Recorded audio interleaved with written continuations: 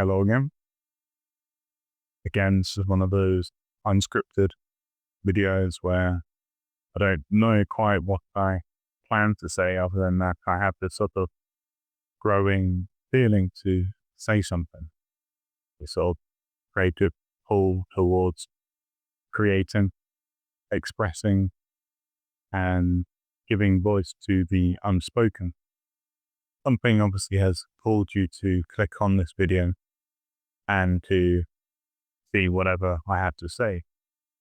And here you are on this social media algorithm, whether it's YouTube or Instagram or whatever place you consume content.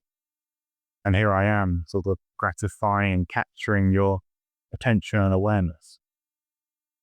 I think something that I've been thinking about a lot recently is how numbing and sedating to my consciousness it feels to be on most social media algorithms and platforms and whatnot. I've been growing quietly resentful of most creators out there whose sole prerogative, it seems, is to attain engagement. They don't really care about what they're creating, only that it is watched or seen so that the algorithm can promote their content so they can get more views. And I think this sort of algorithmic capture, which I see has happened to a lot of people, a lot of creators, so-called creators, it's led to them just sort of creating this sort of really boring and salesy content whereby every second is accounted for. And they're just saying just enough to keep you hooked, to keep you watching. And it's become systemically incentivized by the very algorithms that are promoting content. And I myself, as a creator, have sort of felt this conflict of creating stuff and wishing for it to be seen so that I can support myself ultimately from my creations. But it feels very soulless to curate my content in a very scheming kind of way to keep people hooked, keep people engaged, to keep people watching. Ultimately, what feels most natural to me is to just speak how I want to speak truth of how I'm expressing. I don't want to be stepping out of my awareness and imagining myself as the viewer and trying to create content that hooks them deeper and deeper and deeper, because I understand that the sort of content that I create, which is guided towards deeper topics of contemplation, spirituality, philosophy, understanding the meaning of life, of why we're here, how to become more aware of our mind and our patterns. That's not to sort of try and make that content, or even to call it content, to make it these digestible snippets that hook people. My intention is not to addict you. My intention is to awaken you or to enlighten you. And it really degrades the integrity of my work if I am trying to just get clicks, watch time, and, little, stickers from the algorithm. So, I guess recently I've put more intention into my thumbnails and those sorts of stuff. But with regards to all these sort of editing strategy that I see people do, because, as I was sort of researching a bit more on how to, polish up my content so that it is more algorithm friendly, whatever that means, I start to learn more the techniques that other creators use to keep people's attention, keep them watching.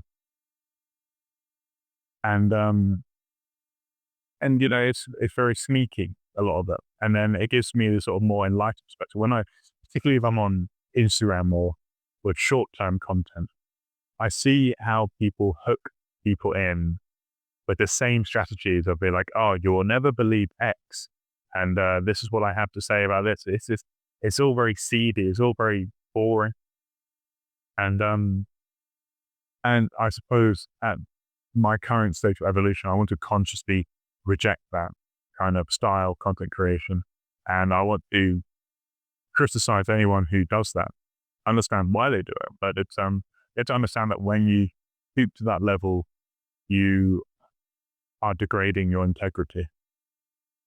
And integrity is very important. But many people, they feel this pressure to sell out, to commercialize, and especially in the spiritual communities that you'll find on social media, or these influencers, these so-called influencers, who curate this sort of spiritual aesthetic of looking spiritual, of having all the beads and the crystals. I mean, ironically, I do have a few here, but and obviously this background in Rishikesh, India, which is the yoga capital of the world. I'm conscious of that. I'm conscious of our location, but I but I would never want to present that. My priority, the emphasis of my content creation is not on the aesthetic. It's not on looking the part. It's on being the part. It's on speaking and just being who I am. Contemplation should never take you into the state where you feel like I need to be doing these sorts of things. I need to be sitting down to meditate. I need to be wearing the right clothes. I need to be eating the right foods, doing all these sorts of stuff. That's often what happens when our rational, mentalizing mind, this sort of the ego, expressing itself through thoughts and expectations of what to do. When that part of the mind becomes too involved in what we are doing, it sort of sets up this sort of these blinders towards our spiritual realization. Spirituality should never be a performance. It should never take you away from who you feel most naturally to be. When I create these sort of videos, I'm hyper aware in certain way, where I'm conscious of where I am being a bit more, speaking to a camera-y. And when I'm aware of myself saying things, and it takes me out of that flow, right? When I become aware of myself sort of saying something in even a marginally performative way, I try to sort of not squash it. I would never want to suppress an aspect of my psyche, but rather I just wish to look at it, to witness it. And in that witnessing, that simple act of witnessing, there is a slow and steady dissolving. All I wish to do with my consciousness and with my production here is to witness it and try to transform the energy of my creativity into this sort of state, the flow state, where I'm just speaking authentically whatever is coming. And with my content creation, I played around a bit with, scripting stuff out, trying to dumb down, dilute my language to be more accessible. And that worked to some degree, but it doesn't feel natural. And if you're ever finding yourself in this state where you're doing things that don't feel natural to you, that is a signal from your body and your mind, your psyche, your spirit, whatever label you wish to assign to it. That is a sign that you are acting in resistance to the world. And now resistance shouldn't be avoided, because resistance is going to occur in life, regardless of whatever we do. The point of resistance is to a kind of awareness in your consciousness so that you understand what is the obstacle here.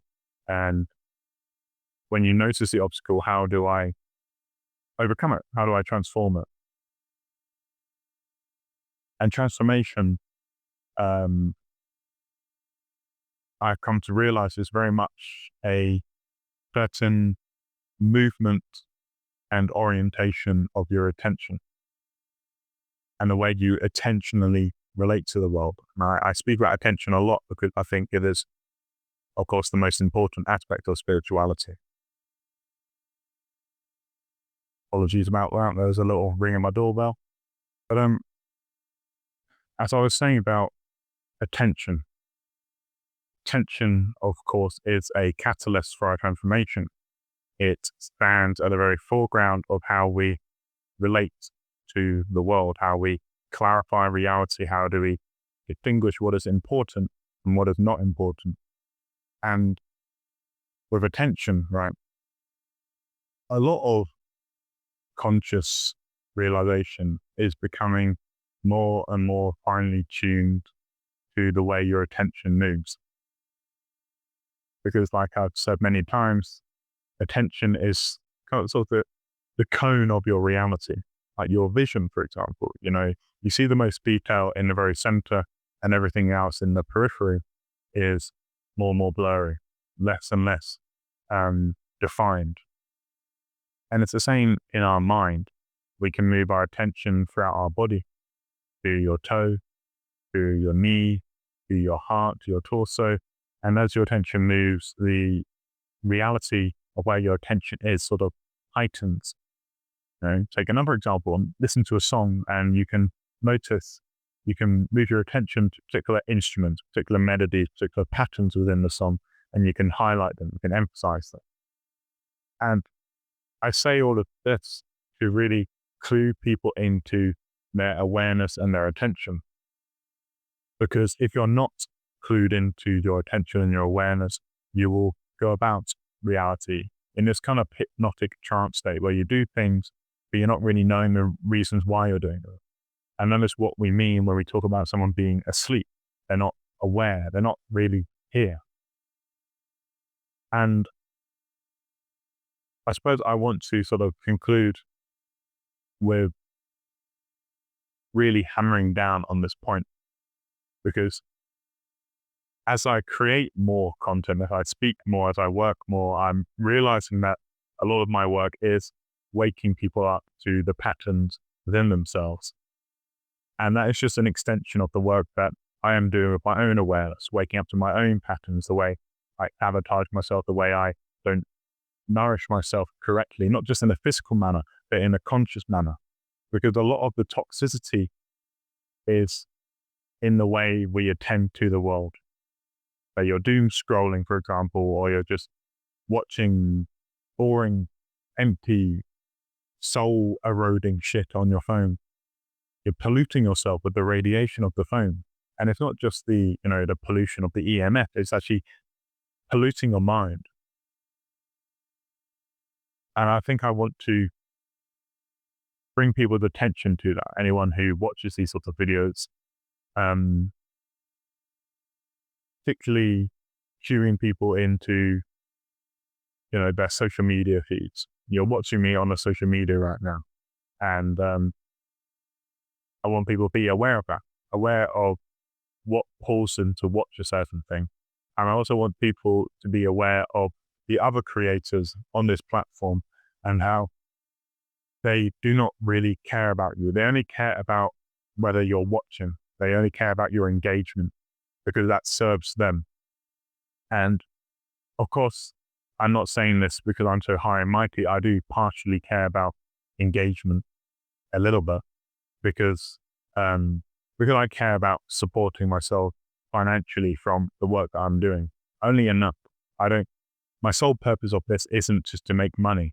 My sole purpose is I want to have my work in this world be aligned and be able to support myself and my family. That's why I do this. It's not the sole reason. It's more of a reason in my consciousness right now because, I'm not currently able to support myself from this work.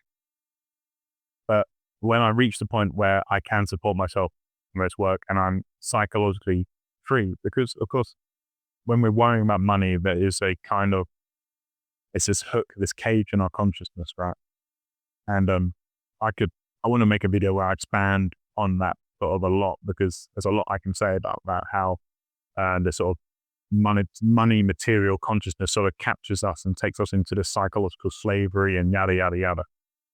But I want to just really speak about from the soul of who I am, why I do this sort of stuff. A lot of it is to people, help people become more aware of themselves and to acknowledge reality as it is.